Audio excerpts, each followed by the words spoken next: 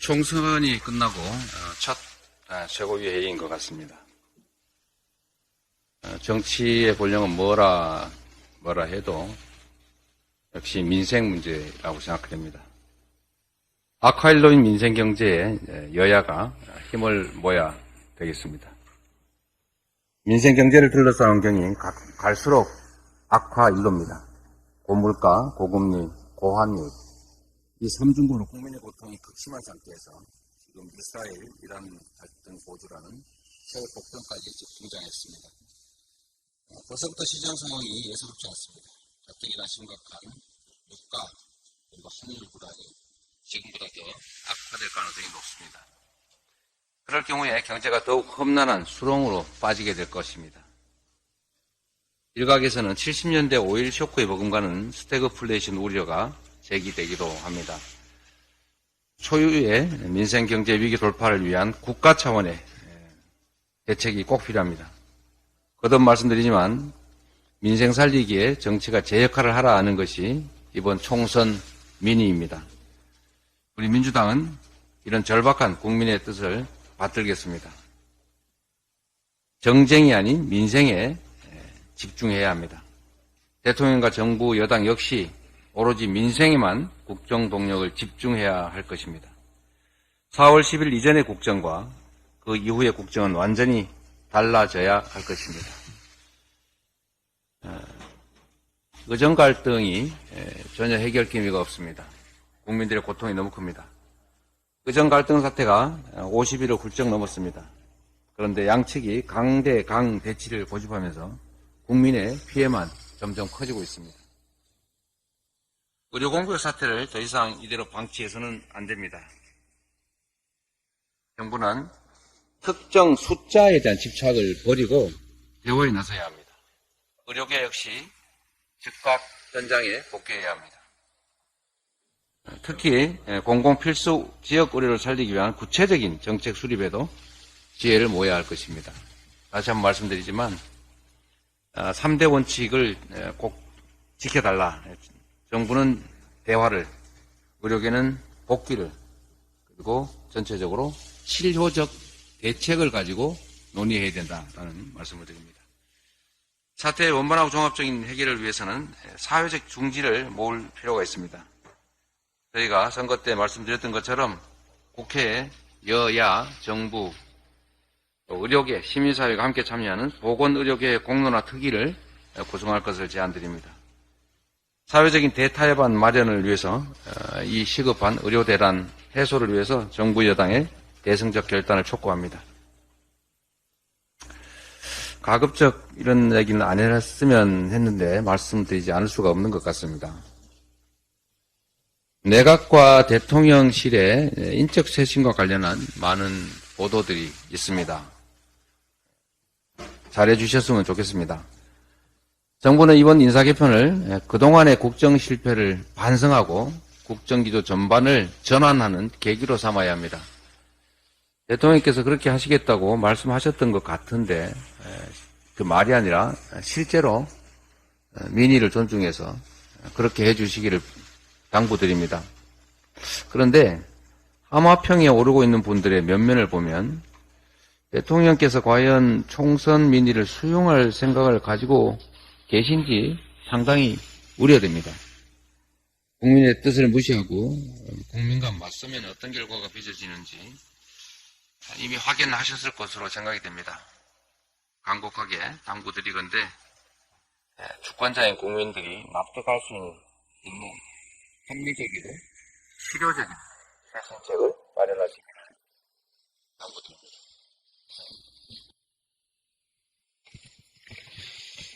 다음으로 홍익표 원내대표의 발언이 있겠습니다. 네, 총선 이후 첫 최고위원회입니다. 다시 한번 이번 총선은 특정 정당의 승패를 떠나서 국민의 승리입니다. 국민의 선택에 깊은 감사와 존경의 인사를 드립니다. 민주당은 겸손한 태도로 국민 목소리에 귀 기울이고 더 낮은 자세로 임하겠습니다. 이제 민주당이 정부의 무능과 무책임으로 길 잃은 국정의 방향을 바로잡아 나가겠습니다. 정부를 견제하는 동시에 대한민국의 미래를 탄탄하게 준비해 나가는 책임정당, 정책정당, 그리고 미래정당으로 거듭나겠습니다. 21대 국회는 마지막까지 일하는 국회, 책임을 다하는 국회로 운영하려고 합니다. 아직 임기가 한 달 이상 남은 상태입니다. 여전히 해결되지 않은 여러 민생 입법 과제를 처리하는 데 최선을 다하겠습니다. 이를 위해 여당과 국회 일정 협상에 바로 착수하겠습니다. 특히 신속 처리 안건으로 지정된 최상병 특검법이 지난 4일 본회의에 자동 부의된 상태입니다. 총선 이후 열리는 본회의에 처리하겠다는 약속을 꼭 지키겠습니다. 그 외에도 전세사기 특별법, 이종섭 특검법, 대통령이 거부권을 행사한 이태원 참사 특별법 처리 등 미룰 수 없는 민생 현안이 산적해 있습니다. 여당과의 협상을 통해 언급된 주요 법안은 물론이고 현재 상임위에 계류 중인 여러 민생 현안법들의 처리를 위해서 마지막까지 최선을 다하겠습니다. 최근 10년간 4월 첫째 주 화요일에 발표했던 전년도 국가재정 집행결산서가 선거 다음 날인 둘째 주 목요일 지난 4월 11일에 발표됐습니다. 총선을 앞두고 역대급 세수 부족 등 참혹한 경제 성적표로 자칫 정권 심판론 분위기가 고조될까 두려워 의도적으로 연기했다는 평가가 지배적입니다. 국가결산보고서는 매년 4월 10일 이전에 발표하도록 했던 국가재정법을 사실상 어긴 겁니다. 정부는 10일이 공휴일이란 이유로 11일에 발표했다는 입장이지만 박근혜 정부 때인 2016년 4월 10일도 일요일이었는데 당시 정부는 4월 5일에 발표를 했습니다. 문재인 정부 시절인 2021년과 2022년에 4월 10일이 주말이어서 각각 4월 6일과 5일에 발표를 했습니다. 결국은 총선에 불리한 영향을 받을까봐 법을 어겼다. 이것은 사실상 기획재정부가 재정법을 어겨가면서 선거에 개입했다고 해석될 수 있는 여지가 있습니다. 이에 대해서는 철저한 조사와 책임을 물어야 됩니다. 정부는 줄곧 건전재정 책임 원칙을 강조하면서 재정 준칙의 법제화까지 추진했습니다. 그러나 스스로 지키지 못하고 있는 것입니다.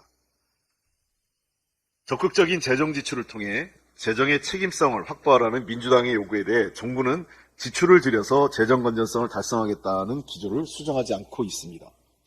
정부 계획대로 70조 이상 지출을 줄였다면 재정 건전성은 당연히 확보가 돼야 하는데 거꾸로 실질적인 나라 살림 상태를 보여주는 관리재정 수지는 90조 원 가까운 적자를 보였습니다. 지난해 수입이 예상보다 덜 들어왔으니 적자폭이 더 커져야 하는 것이 정상입니다. 지난해 예산안 대비 총 수입이 51조 8천억 줄어든 점을 고려하면 실제 재정 적자 규모는 정부가 발표한 것보다 더 늘어나서 110조 원에 달할 것으로 예상됩니다. 결국은 정부가 발표한 87조 적자라는 것도 꼼수와 통계적 착시 현상 중에 하나라고 볼 수 있습니다. 이는 코로나19 시기를 빼면 외환위기 때인 1998년 이후 가장 높은 것입니다. 긴축으로 국민에게 허리띠를 졸라매라 강요하면서 도리어 재정 건전성 확보도 실패한 것입니다. 국가 채무도 역대 최대인 1126조 원을 기록했습니다. 국내 총생산 대비 국가 채무 비율이 사상 처음으로 50%를 넘어선 상황입니다. 한마디로 나라 살림이 엉망인 것입니다. 원인은 국세 수입 급감입니다. 지난해 세수 부족이 56조 4천억으로 세수 예측에 대실패한 것입니다. 올해도 세수 상황에 경고등이 켜졌습니다. 3대 세목 중 하나인 법인세가 전년 동월 대비 2천억 줄어 이상 징후가 감지된 상황입니다. 정부의 올해 관리재정 수지 적자폭이 92조 원에 달할 것으로 전망되고 있는데 이는 국내 총생산의 3.9% 수준입니다. 정부의 적자관리 목표 3%를 넘어서는 수치입니다. 그럼에도 정부는 그저 부자 감세와 긴축만 강조하고 있습니다. 총선기간 대통령이 직접 나서서 민생 토론회 등을 통해 감세 정책을 연일 쏟아냈으면서 또 한편으로는 연일 많은 약속을 했습니다. 앞뒤가 안 맞습니다. 민주당은 여러 차례 경고했습니다. 긴축은 재정정책의 목표가 될 수 없습니다. 재정 건전성을 확보하려면 확실한 세수 기반 확보를 바탕으로 해서 지출 구조 조정을 추진했어야 됩니다. 그러나 정부는 반대였죠. 확고한 세수 기반 확보를 마련하지 않은 채 감세를 통한 낙수 효과만 기대하다가 결국은 나라 재정을 엉망으로 만들고 국가 경제를 위기에 빠뜨리고 있는 것입니다. 정부는 긴축 재정을 통한 건전 재정을 실패했다는 것을 인정하고 이제 긴축 기조를 전환해야 합니다. 정부는 보다 적극적인 재정 정책과 함께 세수 기반 확대, 그리고 이를 통한 국가 경제 성장률을 높이려는 방향으로 경제 기조의 대전환을 거듭 촉구합니다. 지금도 많이 어렵습니다. 더 이상 늦추면 정말 큰 위기가 오고 그 위기는 고스란히 국가와 국민의 몫으로 돌아가게 될 것입니다. 윤석열 대통령과 경제팀의 각성을 촉구합니다. 이어서 정청래 최고위원의 발언이 있겠습니다. 윤석열 대통령의 맹성을 촉구합니다. 김건희 여사를 찾습니다. 돌아오라 한동훈. 2024년 제21대 총선이 끝났습니다. 역사상 역대급 집권 여당 참패, 역대급 야당 승리로 기록할 것 같습니다. 국민이 정권을 이긴 정권 심판, 국민 승리의 총선이었습니다. 국민 여러분께 진심으로 감사드립니다. 역사와 국민은 항상 옳습니다. 대파로 대파한 총선이었습니다. 민주당은 시스템 공천 룰에 따라 당원과 지지자들께서 공천혁명을 일으켜 주셨고, 국민들은 윤석열 검찰 독재 정권 심판의 깃발 아래 총선혁명을 일으켜 주셨습니다. 민주당은 수도권 압승을 필두로 충청권, 호남권, 제주도에서 대승했고, 강원, 부산, 울산, 경남에서 당선자를 냈습니다. 대구, 경북은 비례대표를 배출했습니다. 전국 정당의 면모를 갖추었다고 저는 평가합니다. 반면 국민의힘은 수도권 122석 중 15.6%에 불과한 19석에 그쳐 영남 자민련, 수도권 포기정당, 수포당으로 전락했다는 언론의 평가도 있습니다. 이번 총선은 오만하고 무능한 정권, 국민무시 경제폭망 민생파탄, 역사 왜곡 외교 참사, 반민주적 국정 운영에 대한 국민들의 준엄한 심판이었습니다. 민주당은 국민과 당원, 지지자를 믿고 윤석열 정권의 야당 탄압, 이재명 대표 정적 죽이기 공작을 뚫고 여기까지 왔습니다. 당원이 주인되는 정당을 만들겠다는 이재명 지도부를 지켜주신 당의 주인인 당원들께 머리 숙여 감사드립니다. 당원들의 공천혁명, 국민들의 총선혁명의 뜻을 받들어 민주개혁의 깃발을 높이 들겠습니다. 얼마 남지 않은 21대 국회에서 고 최상병 특검법을 통과시키겠습니다. 이 법은 4월 3일자로 이미 본회의에 자동 부의되어 있습니다. 최상병의 억울한 죽음의 진실과 수사 외압의 실체를 밝혀내겠습니다. 22대 국회 민주당 당론 발의 최우선 법안들은 윤석열 대통령이 거부권을 행사한 법안들입니다. 김건희 특검법, 50억 클럽 특검법, 이태원 참사 특별법, 노란봉투법, 방송 3법, 간호법, 양곡관리법은 22대 개원과 동시에 민주당과 야권이 연대 재발의하고 신속하게 통과시켜야 합니다. 처갓당 양평 고속도로 종점 변경 사건, 오송 참사, 부산 엑스포 실패 등은 필요에 따라 국정조사도 해야 합니다. 수 즉 제주, 수 즉 복주. 민심의 바다는 배를 띄우기도 하지만 배를 뒤엎기도 합니다. 윤석열 정권의 국기문란, 국정농단은 총선 민심으로 심판받았고 윤석열 정권의 국정기조는 정당성을 잃었습니다. 몇 달째 자맹을 계속하고 있는 김건희 여사는 도대체 어디서 무엇을 하고 있습니까? 이번 총선에서 대통령 부부가 나란히 투표하는 모습은 없었습니다. 얼굴을 드러내 투표하지 못하는 영부인, 남몰래 비공개 투표하는 영부인, 자기 부인의 비리를 감추고자 남편인 대통령이 자기 아내 특검법을 거부하는 손꼽 장난 같은 부부싸움, 부부 밀당 같은 국정농단, 이제는 멈추어야 합니다. 김건희 여사는 죄 지은 만큼 벌을 받아야 합니다. 이제 그만 얼굴을 드러내 주십시오. 집권 여당 참패의 책임에서 자유롭지 못한 한동훈 전 비대위원장은 서서 죽기를 각오했으니 후를 털고 컴백하시기 바랍니다. 나홀로 대선놀이, 셀카 놀이가 잘못됐음을 솔직히 고백하기 바랍니다. 비겁하게 숨지 말고 맞을 때 맞더라도 당당하게 국민 앞에서 겸손해지시기 바랍니다. 총선 민심을 겸허히 수용하는 자세를 보여주시기 바랍니다. 윤석열 대통령도 국민의 절반 이상이 지지하고 있는 이재명 대표와의 회담을 통해 산적한 민생 현안을 해결하는 데 최소한의 성의를 보여주시기 바랍니다. 언제까지 야당 대표와의 회담을 회피하시겠습니까? 국정을 포기한 대통령, 국포대에서 하루속히 탈피하시기 바랍니다. 국정쇄신의 핵심은 인적 쇄신일 텐데 그나물의 그 밥, 회전문 인사, 카드 돌려막기 하려는 매너리즘은 국민을 더 화나게 할 것입니다. 기대 난망을 넘어 기대 절망의 늪에서 빠져나오시기 바랍니다. 알아서 잘 해주시기 바랍니다. 매 장사 없고 국민을 이기는 정권은 없습니다. 민주당은 민주당이 잘해서 이겼다고 생각하지 않습니다. 더 잘하라는 채찍이라 생각합니다. 당의 주인인 당원들께, 나라의 주인인 국민들께 항상 낮고 겸손하게 주인들의 뜻을 받들기 위해 항상 성찰하고 일신, 우일신 하겠습니다. 국민과 당원 지지자들께서 보내주신 성원에 거듭거듭 감사드립니다. 민주당 잘 하겠습니다. 국정 책임 한 축으로서 민생 현장을 세심히 살피고 나라를 바로 세우겠습니다. 감사합니다.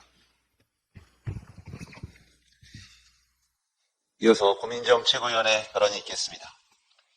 이번 총선은 퇴행적 윤석열 정권에 대한 국민의 엄중한 심판이었습니다. 이젠 대통령으로부터 거부당한 이들에게 국회가 한 가닥 희망이 되어야 할 시간입니다. 해병대원들을 비롯한 젊은 청년들, 이태원 유족, 언론인, 간호사, 농민, 노동자. 그들의 절규를 윤석열 대통령은 민주당의 또 야당의 공격이라 여기지 말고 진짜 국민들의 목소리임을 깨달아야 할 것입니다. 그 가운데 민주당 언론특위위원장으로서 한 말씀 드리겠습니다. YTN 민영화, MBC에 대한 무차별적인 탄압, 유일인 방심위원장의 청부 민원, 급기야 용산 대통령실 수석의 비판적 언론인을 향한 회칼 테러 위협까지 짧은 2년이란 시간 동안 언론을 붕괴하고 있는 정도가 공포스러울 지경입니다. 그 가운데 총선 한 달여 전 공개된 KBS 장학 문건에 대해 진실 규명을 요구하지 않을 수가 없습니다. 해당 문건에는 KBS 사장 취임 직후 프로그램 폐지와 진행자 교체, 사장의 대국민 사과, 임명동의제 거부, 노사단체 협약 무력화 등 박민 사장이 취임 후 해야 할 일들이 구체적으로 명시돼 있었고 박민 사장은 연기력 좋은 배우처럼 똑같이 실행했습니다. 문건의 내용은 현행법 위반 소지는 물론 이명박 정부 국정원이 작성했던 언론장악 문건과 내용과 구조가 판박이처럼 닮아 있습니다. 선거 기간 중 대통령실에 공개적으로 입장을 물었으나 사실관계 파악을 지시하기는커녕 지금까지도 묵묵부답으로 일관하고 있습니다. 윤 대통령은 지금이라도 해당 문건의 작성자, 공유자 및 실행 과정에 개입한 인물 등 사실관계에 대해 조속한 조사를 지시해야 할 것입니다. 박민 KBS 사장도 당장 국회에 출석해 해당 문건을 어떤 경로로 보고받고 실행에 적용한 것인지 명백하게 밝혀야 할 것입니다. 또 몇 달째 진척이 없는 방심위 청부민원 사건도 조속한 수사로 진실을 규명해야 합니다. 해당 사건과 관련해 민주당은 지난 1월 남부지검의 이해충돌 방지법 위반으로 유 위원장을 고발한 바 있습니다. 제가 언론특위위원장 자격으로 직접 고발인 조사까지 받았지만 양천경찰서는 수개월 동안 유일임 위원장에 대한 조사조차 진행하지 않고 있습니다. 더구나 미적되기만 하던 양천경찰서가 총선 결과가 나온 바로 다음 날인 4월 11일 민주당 변호인에게 연락해 계속 수사 중이라고 통보했다고 합니다. 이는 정권 눈치 보기를 하고 있었다는 것을 스스로 드러낸 것 아닙니까? 해당 의혹에 대해 국민권익위의 공익신고도 접수됐지만 권익위는 60일인 조사기간을 연장해가며 어물쩍대고 있기는 마찬가지입니다. 양천경찰서와 권익위는 방심위의 독립성과 공정성을 흔든 중대 범죄 혐의자 유일임 위원장에 대해 조속한 조사에 착수하십시오. 대통령은 모두가 놀라워할 만큼 이전과 달라진 태도 변화를 보여야 합니다. 지금 당장 언론 탄압을 중단하고 진실 규명에 나서십시오. 이어서 박찬대 최고위원의 발언이 있겠습니다. 대한민국의 주권은 국민에게 있고 모든 권력은 국민으로부터 나온다. 헌법 제1조가 총선을 통해 현실에서 실현되었습니다. 주권자인 국민께서는 윤석열 정권의 회초리를 들고 지난 2년간 보여온 일방통행식 국정운영 기조를 전면 폐기하라는 분명한 경고를 보냈습니다. 민생과 경제를 살리는 데 집중하기는커녕 야당 탄압과 정적 죽이기에 올인했던 윤석열 대통령과 정부가 이 준엄한 명령을 받들지 않는다면 우리 국민께서는 즉각 레드카드를 꺼내들 것이라는 점을 명심하길 바랍니다. 지금이라도 불통과 오만, 독단과 독선으로 점철된 국정 운영에 대해 국민께 사과하고 전면적인 국정 쇄신에 나서기를 촉구합니다. 김건희 특검법과 최상병 특검법 수용 여부는 국정 쇄신의 시금석입니다. 무심분립이라는 말처럼 정부가 공정하고 상식적인 국정 운영을 할 거란 신뢰가 무너지면 국정 운영도 불가능합니다. 김건희 특검과 최상병 특검은 대표적인 공정과 상식에 관한 과제입니다. 권력을 사유화하고 수사를 방해했다는 의혹을 털지 않는다면 앞으로 윤석열 대통령이 통으로 매듭을 쓴다고 해도 믿을 국민은 아무도 없을 것입니다. 국민의힘에서도 특검법을 전향적으로 검토해야 한다는 목소리가 나오고 있습니다. 최상병 특검법의 경우 21대 국회에서 당장 처리가 가능합니다. 나라를 지키려고 입대했다 숨진 최상병 사건의 진실을 밝히는 것을 반대할 아무런 명분도 없습니다. 윤석열 대통령은 총선으로 나타난 주권자 국민의 뜻을 수용하기를 바랍니다.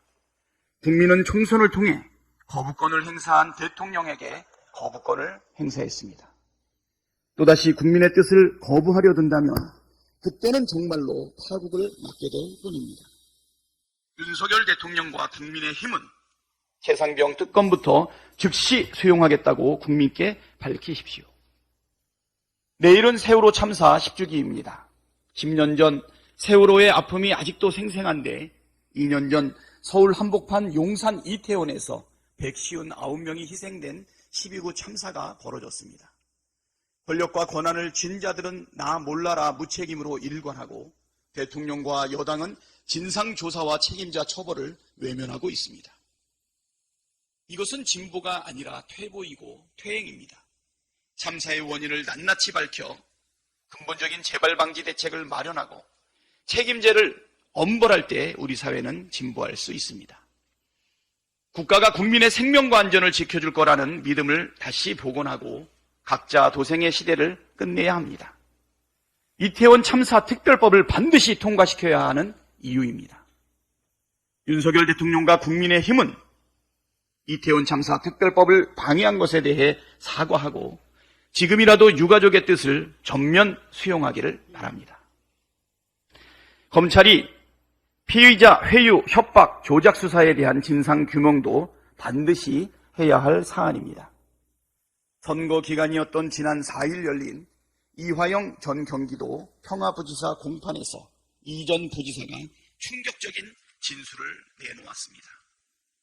이 전 부지사 진술에 따르면 수원지검 1313호 검사실 바로 앞방에 창고라고 붙은 세미나실에서 이화영, 김성태, 방용철 3명이 계속 토론도 하고 설득도 당하는 과정이 있었다는 것입니다.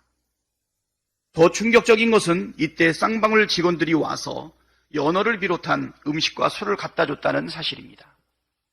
이 전 부지사는 세미나실 안에서 김성태와 단둘이 있을 때 김성태가 이재명이 제3자 뇌물로 기소되지 않으면 형님이 큰일 난다.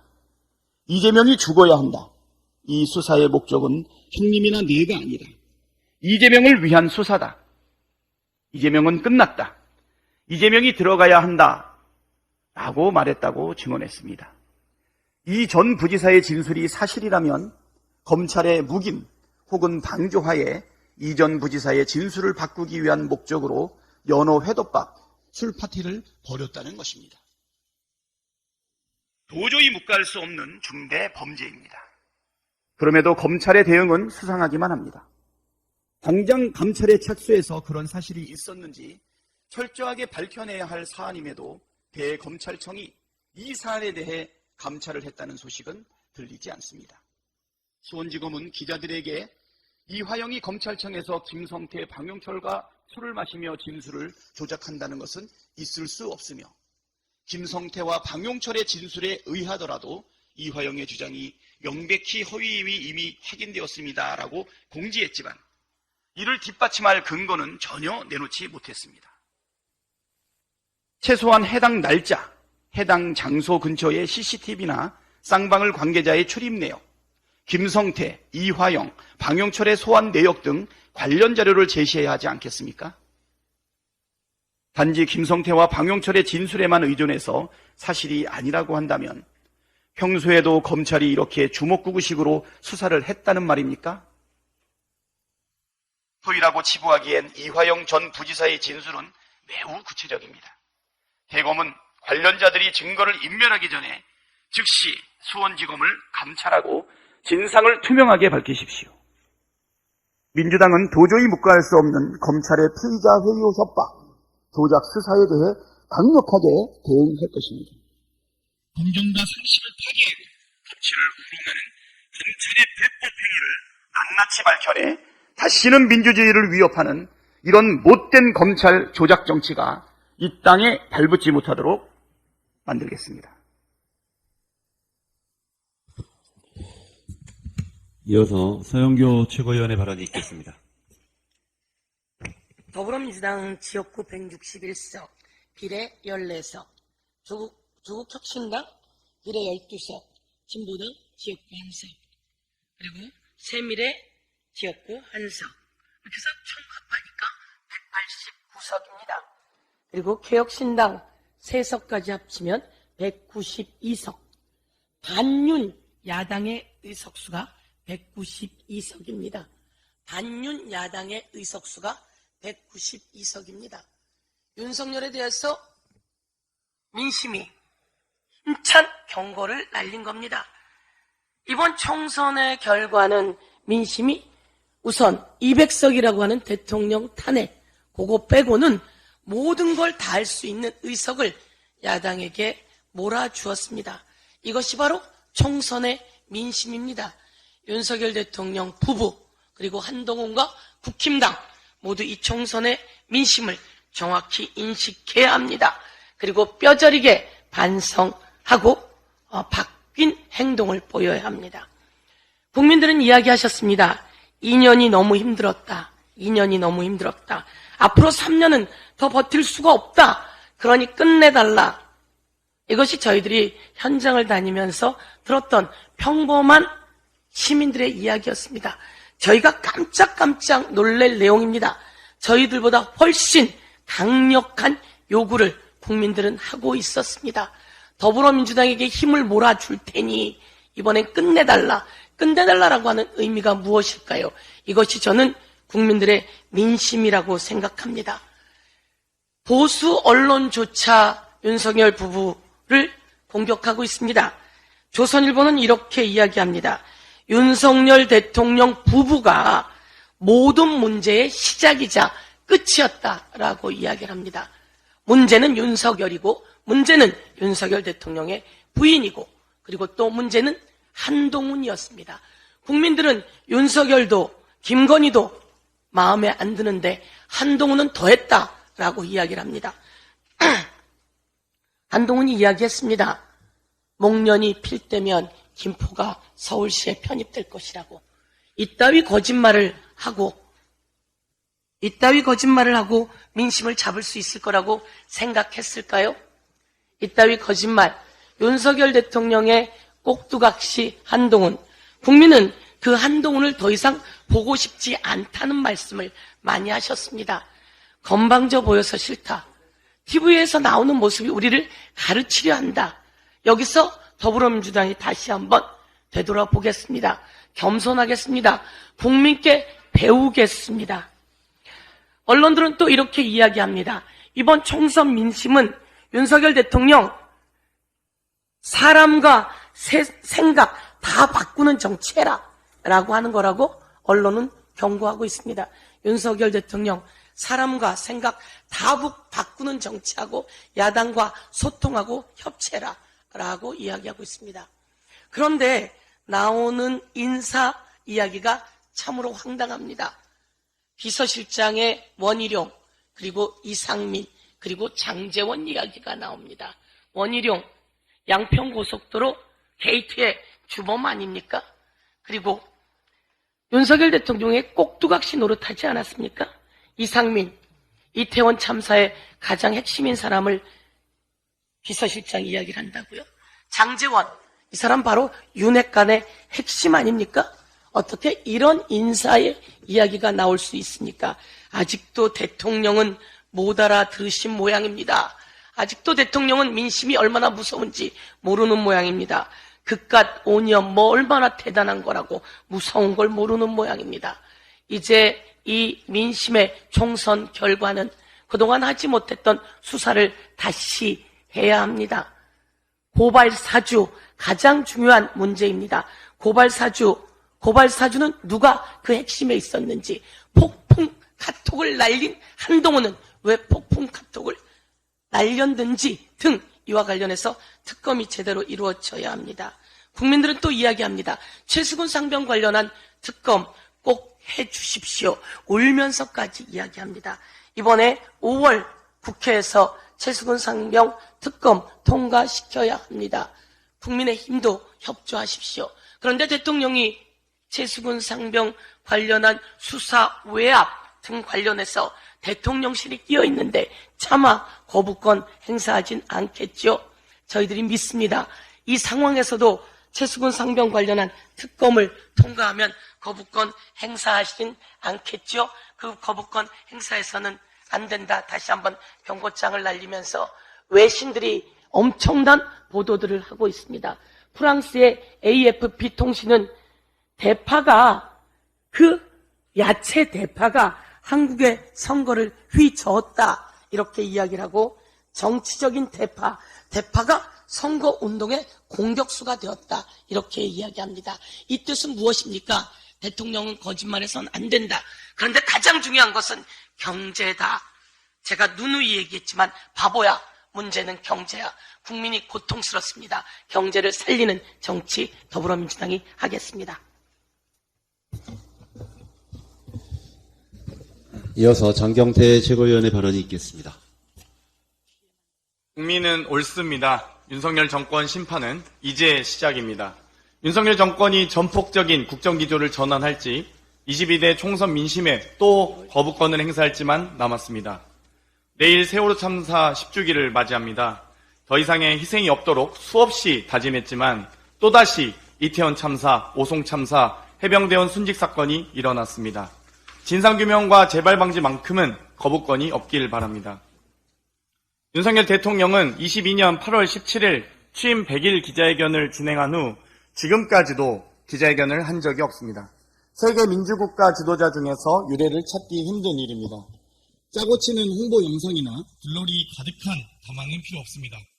국민께서 심판했고 묻고 있습니다. 이제 윤석열 대통령이 답할 차례입니다.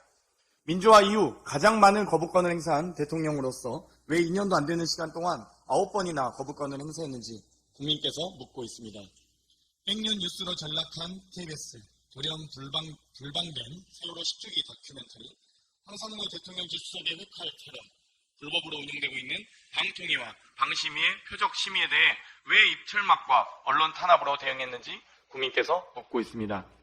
또 건전 재정이라면서 관리재정 수지 87조의 적자는 어떻게 책임질 것인지, 심지어 이 87조 적자가 외국한 평형기금을 끌어다 쓰고 지방교부세를 무리하게 삭감하며 규모를 축소한 실질 적자 110조에 이르는 기금에 대한 이유를 묻고 있습니다.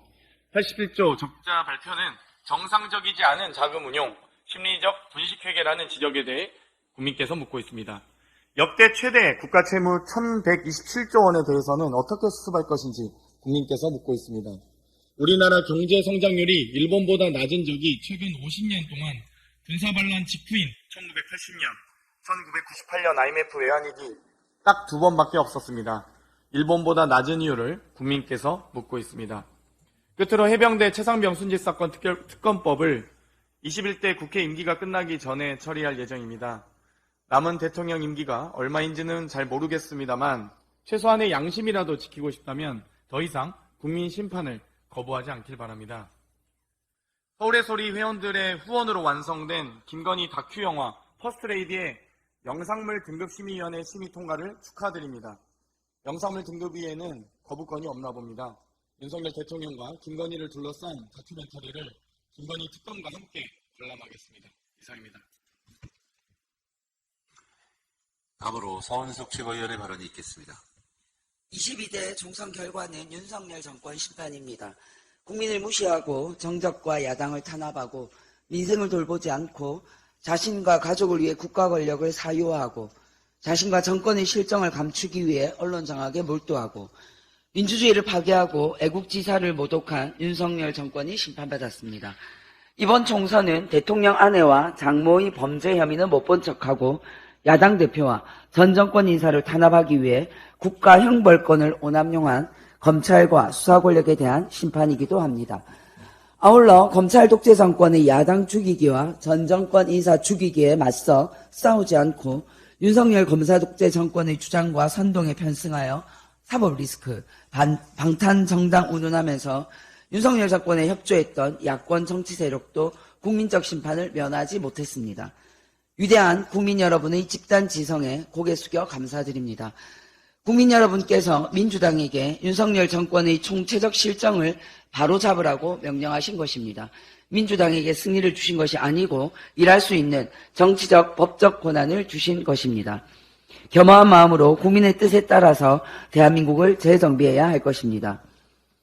저는 부산시당위원장으로서 한국 정치의 고질병인 지역구도를 이번 총선에서 극복하지 못했습니다. 당원 여러분과 지지해 주신 국민 여러분께 사과드립니다. 19대 총선 34.6%, 20대 총선 38.5%, 21대 총선 43.99%, 22대 총선 45.14%. 부산 18개 지역구 민주당 후보들의 평균 득표율은 쉬지 않고 상승하고 있습니다. 평균 45.14% 득표를 기록한 이번 총선에서는 단 한 사람의 부산 민주당 후보도 40% 이하 득표자가 없었습니다. 1% 미만 차이로 낙선한 최인호 후보, 5% 미만 차이로 낙선한 주태경 후보, 5% 차이로 낙선한 정명희, 배재정, 서은숙 후보를 비롯한 부산 민주당 후보들은 포기하지 않고 전진할 것입니다. 이번 총선에 출마한 영남의 모든 민주당 후보들은 포기하지 않고 동서화합과 국민통합의 길을 걸어갈 것입니다. 윤석열 정권 지난 2년 동안 제1야당과 대화를 거부한 윤석열 대통령입니다. 용산 대통령실의 여의도 출장소로 전락했던 국민의힘입니다. 대통령과 국민의힘에 단호하게 요구합니다. 국민의 뜻을 수용하여 함께 나라를 바로 세워나갑시다. 정부 여당은 아직도 남아있는 마지막 기회를 저버리지 말기 바랍니다. 더불어민주당은 더 겸손하고 낮은 자세로 국민의 뜻을 받들겠습니다. 마지막으로 박정현 최고위원의 발언이 있겠습니다. 국민을 이기는 정권은 없습니다. 이번 22대 국회에서 국회의원 선거에서 보여준 민심은 준엄하고 단호했습니다. 선거 과정에서 만난 대부분의 시민들은 정말 해도 너무한다고 윤석열 정부 2년을 평가했습니다. 비교적 의사표현을 소극적으로 하는 대전 시민들도 이번에는 단단히 화가 나셔서 아주 적극적으로 윤석열 정부의 실정에 대해 비판했습니다. 22대 총선의 승자는 위대한 대한민국 국민입니다. 군주 민수를 다시 한번 가슴속에 깊이 새기며 국민 무서운 줄 아는 정치인이 되겠습니다. 총선에서 나타난 국민의 뜻을 겸허히 받들어 국정을 쇄신하고 경제와 민생의 안정을 위해 최선을 다하겠다. 총선이 끝난 다음 날 윤석열 대통령이 낸 입장문입니다. 56자 입장문. 그것도 사의를 표명한 이관섭 비서실장이 대독한 입장문. 윤석열 대통령이 정말 국민의 뜻을 알고나 있는지 의심스럽습니다. 그래서 다시 한번 선거 현장에서 하신 국민들의 목소리를 들려드립니다. 내가 어떻게 지켜낸 민주주의 국가 대한민국인데 입틀막으로 민주주의를 후퇴시키고 급기야 한국이 민주화에서 독재화로 퇴행하고 있다는 평가를 받다니 정말 국제적 망신이고 자존심 상해 못 살겠다. 국가를 지키기 위해 군대에 간 청년이 죽음으로 돌아왔는데 그 이유도 밝히지 않고 최상병 수사 외압의 주요 피의자인 이종섭 씨를 호주 대사로 임명해 도주시켜? 이게 국가야? 정말 화가 나서 못 살겠다. 이번 겨울에 사과 한 알, 귤 한 개를 제대로 못 먹었어. 그런데 대통령이 마트에 가서 대파 한 단에 875원이면 합리적이라고 말하는데 저분이 정말 시민들의 어려운 살림살이를 알고나 있는지 분통이 터져 못 살겠다. 이렇게 분노한 국민들에게 윤석열 대통령이 다른 사람을 시켜서 낸 56자 입장문. 윤석열 대통령은 정말 민심을 제대로 받아들이고 있는지 우려가 큽니다. 윤석열 대통령이 성난 민심을 제대로 알고 정말 국정 기조를 바꾸려고 한다면 제일 먼저 야당 대표와 영수회담부터 하십시오. 영수회담을 통해 여야가 협치해 어려운 경제와 민생 문제부터 풀어야 합니다. 그리고 최상병 특검법과 이태원 특검법, 전세 사기 피해 특별법을 수용하십시오. 그러면 국민들이 윤석열 대통령이 국정 기조를 바꿀 것이라 생각할 것입니다. 산적한 과제가 너무 많고 우리 국민들은 더 이상 오래 기다려주지 않을 테니 서둘러야 합니다. 내일로 세월호 참사 10주년이 됩니다. 완벽히 규명되지 못한 세월호 참사가 이태원 참사, 오송 참사로 이어졌습니다. 우리 사회에 다시 이런 비극이 생기지 않도록 잊지 않고 참사의 진실을 규명하기 위해 행동하겠습니다. 세월호 참사 희생자들의 명복을 빕니다. 이상 발언을 모두 마치고 대표께서 제240차 최고위원회 회의를 폐회하시겠습니다. 네. 목련이 피면 김포가 서울이 된다더니 목련은 이미 졌죠? 심지어 어떤 후보는 철도 기본계획에 포함되지도 않는 걸 내년에 철도공사 착공하겠다고, 지하철공사. 그게 가능하다고 박박 우기기도 하는데 참 기가 막힙니다. 그리고 아까 박찬대 최고께서 말씀하셨는 부분인데 이게 검사들은 관계가 없다 그런다는 거잖아요. 구속수감자들이 검찰청에 불려와서 다 한 방에 모여가지고 술 파티를 하고 연어 파티하고 무슨 모여서 작전 회의를 했다는 게 이게 검사 승인 없이 가능합니까? 그리고 교도관들이 다 한 명 한 명 수감자 상대로 개호를 하는데 교도관들이 이 술 먹는 이 연어 술 파티 하는 것을 방치했다는 것은 검사의 명령 지시가 없이 불가능합니다.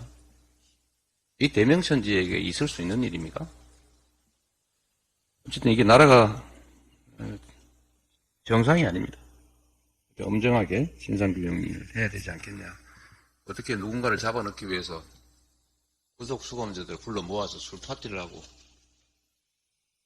진술 조작 작전 회의를 하고 그걸 검찰이 사실상 승인하고 이게 나라겠습니까? 반드시 엄정한 책임을 물어야 될 것 같습니다. 네, 검찰 독재 정치탄압대책위원회에서 이 부분에 대해서 분명하게 수원지검으로 항의 방문 가서 사실 내용이 어떤지 단단히 한번 따져보도록 하겠습니다. 교도관들도 확인을 좀 해봐야 됩니다. 네. 왜 이걸 방치했는지. 네. 자기가 담당한 수감자들이 모여서 술 먹고 있는데 검찰청이 그것도 직무유기, 네, 직무유기라 이게 엄정하게 만약에 누군가 지시가 아닌데 그걸 허용했으면 그건 심각하게 처벌해야 될 징계가 아니라 중대 처벌해야 될 중범죄입니다. 하여튼 이게 단순한 사안이 아닙니다. 이 특정인에 관한 문제가 아니라 대명천지 대한민국 검찰이라고 하는 데가 어떻게 이런 동네 건달들도 하지 않는 짓을 심각한 일입니다. 이게 그냥 있는 징계 사안이나 잘못이 아니라 국기문란 사건입니다. 이게. 네, 회의를 잠시 정리하겠습니다.